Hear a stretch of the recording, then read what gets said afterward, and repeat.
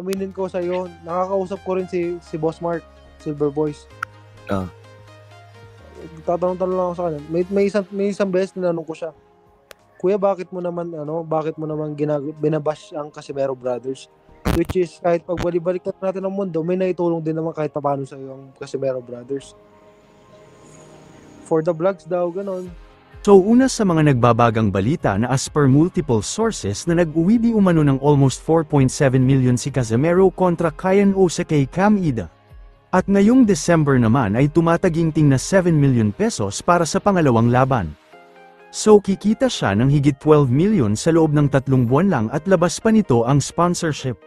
Sa ibang balita na nagpasalamat si Astro Labia sa kanya head coach at sinabing, Coach of the Year Jack El Capitan Tepora, thank you idol sa magandang training camp na itinuro mo sa akin.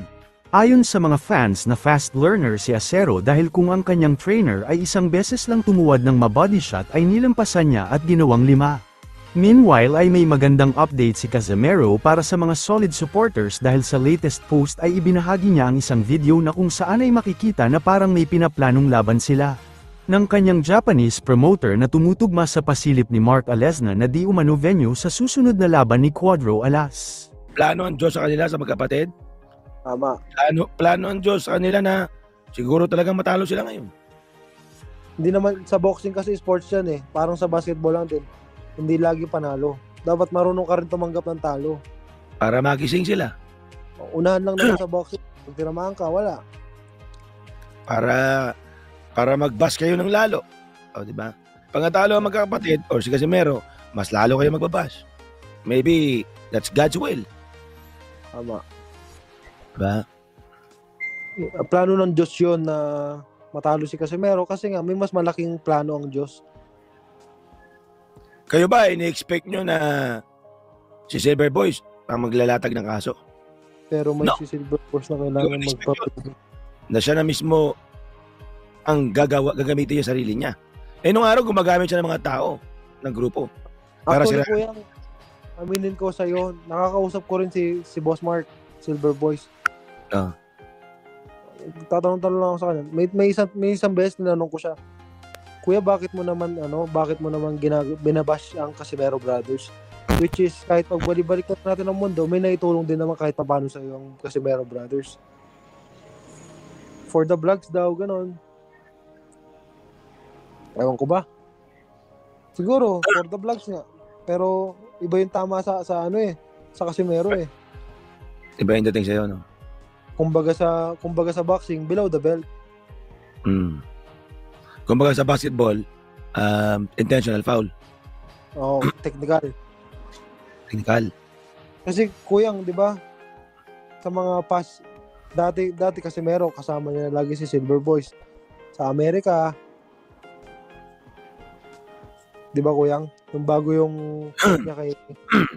fight niya kay sino ba itong laging tumatakbo? Yung taong tinutumbok mo na Silver Boys naman na yan eh. Yan yung first topic natin eh, na kaya kong i-whiteboard ngayon eh. Pero may point si Silver Boys. Hindi pa ba sapat yung apology niya ni Jason dun sa live ni Tata? Nag-apology naman siya dun eh. Nag-sorry naman dun sa live ni Tata eh. Alam mo, ang kasalanan ng buhay, ang kapatid nyo, nanay nyo, tatay nyo, kapag nagkamali ba, lagi sila nagsasorry? Hindi. Exactly. Pero yung iba nagsasorry, yung mga kaibigan nyo, kapatid nyo, di ba, nanay nyo. May mga tao nagsasorry. Hindi lahat. Huwag kasi tayo tumayin dun sa mali. Tignan din natin yung tamang nagagawa ng tao. Tignan yung pag-sorry ako, live ko to ha. Tignan nyo yung live ko for the past 4 years. Lahat ng bumarag sa akin, ginamit ko yung word na sorry. Umakyat kayo dito, mag-sorry kayo. Kasi bakit? Ang hirap gawin yun. Oo, kuya. Ang hirap gawin yun. At humarap ka dito sa social media, mag-sorry ka. Mahirap talaga. Kapaya ka. Sa ginawa ko. Lalo ko yung syempre kayo, may pinangahawakan din kayo kahit papano. Kaya kung nung isipin nyo, kung naging masama, ako, si Jason, yung team, si Tata, bahala kayo. Nasa kanila ako mag-spot sila. Kapag coaching naman ni Jason, tingin ko, wala naman mali doon. Kasi si Tata naman ang may desisyon doon. Si Tata din naman ang lalaban, hindi naman si Jason eh. Di ba, Kuyang? ang kamay nakasalalay pa rin kay Tata. Wala kay Jason. Kumbaga si Jason nagiging teacher lang sa atin, teacher lang kay Tata.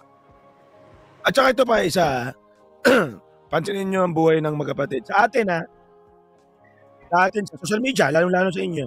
Yes, kuya. Nung dumating sa buhay ko ang magkapatid, lahat kayo ine-entertain, lahat kayo inaakyatan ng channel, Oo. hanggang sa dahan-dahan na toxic kayo ng toxic, na napag-aralan ng magkapatid na mahirap pala umakyat sa channel, mahirap pala mag-live lagi, or magsalita. Pero ang magkapatid, they are trying and doing their best na ma-enjoy nila ang YouTube platform, and at the same time ma-enjoy nyo yung kalokohan nila. Kasi maloko din tong magkapatid eh. Ang dami nilang kwela eh. Makwela sila, in short. Yun ang napag-aralan. Pero on top of that, may sumisira. Yun ang media eh. So yung gusto nila maging kwela lang, na gumawa sila ng sarili lang show lang as Casimero Brothers, hindi nila magawa. Yun ang nakikita ko ha. Gusto nilang gumawa ng Casimero Brothers show sa mundo ng boxing. Pero may naninira. So yung ginagawa nila Casimero show, hindi nila magawa kasi ang nangyayari, yung kamalian namin kasi ang gumagawa, yung siraulo dun sa kabila na naninira lagi. Oo.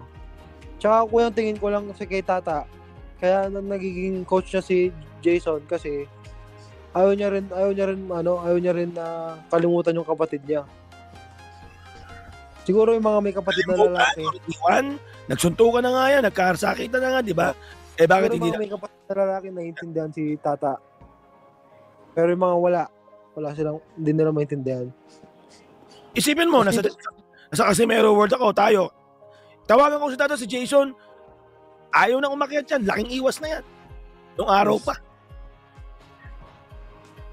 Kasi nga, naantay kasi ng iba na magkamali ang salita ni Jason. Or Tata, pareho sila. Hindi nila inaantay yung pwedeng mangyari na positive sa kanila. Tama. Doon sila nakatingin sa mali na gagawin ng dalawang brother, Casimero Brothers. Tama. At yun ang pagpipiyasahan ng mga tao sa social media. Bakit yun ang babash, hindi ba mahangin? Yun ang tinatanong ko rin eh. Nakikriticize nyo, nalalaman nyo ang ginagawa ng magkapatid, o especially si Jason. Pero yung isa doon sa kabila, Silver Boys, hindi nyo binabatikos dahil bakit? Nasa likod siya nun? Ng grupo na yon. Dahil may influensya siya, hindi nyo matapik, gano'n ba yun? Shout out RDD Cebu. Kasi konti lang pumunta. RD kuya? RDD, TV Cebu. Oy, partner. Partner. Where's your boxer?